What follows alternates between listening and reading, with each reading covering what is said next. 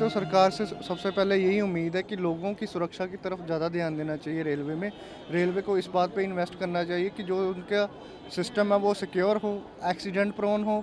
और थर्ड चीज़ कि जो टाइम और रेलवे का मतलब जो अवेलेबिलिटी है वो भी बढ़नी चाहिए। सबसे पहले तो मुझे ये लगता है कि सेफ्टी और सिक्योरिटी सभी की, नॉट ओनली वुमेन बट सभी की सेफ्टी और सिक्योरिटी पे थोड़ा ज़्यादा ध्यान देना चाहिए।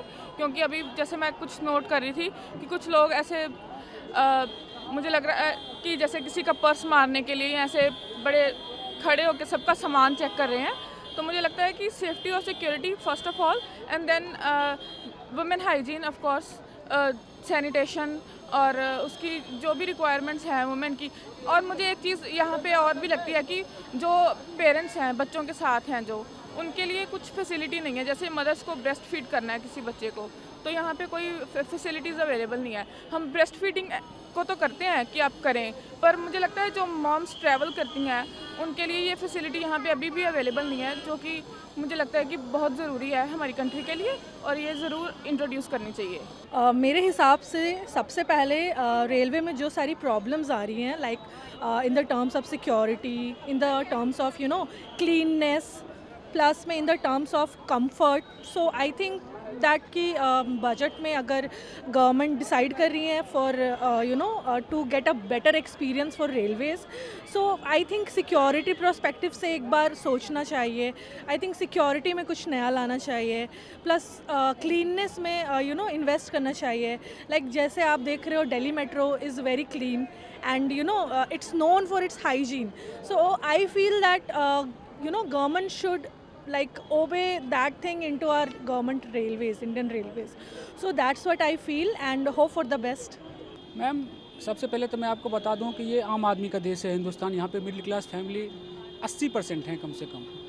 मैं तो दो ही चीज़ें बोलूँगा कि एक तो रेलवे में सिक्योरिटी होनी चाहिए लोगों को, जो लोग बागों को कहीं से कोई दिक्कत ना हो। दूसरी चीज़ सफाई की उत्तम व्यवस्था होनी चाहिए। बहुत सारे रेलवे अगर आप दिल्ली में ही देखें तो बहुत सारी ट्रेन ऐसी हैं जिसके अंदर आपको टॉयलेट की व्यवस्था नहीं होगी, पानी नहीं आएगा, गंदगी इतनी फैली होगी कि आपको 12 घंटे के जर्नी करने के लिए आपको ऐसा लगेगा कि मैं कहीं मतलब बीमार ना पड़ जाऊँ। तो मेरे हिसाब से तो मैम दो चीज़ें होनी चाहिए जिसकी मतलब बहुत अच्छी ज़रूरी है। और दूसरी चीज़, अगर ट्रेन लेट होती है तो अगर बहुत ज़्यादा फॉग है या फिर कुछ अनहैपनिंग मतलब घटना होती है तो फिर वो बात मुझे आती है समझ में कि भाई लेट हो रही है।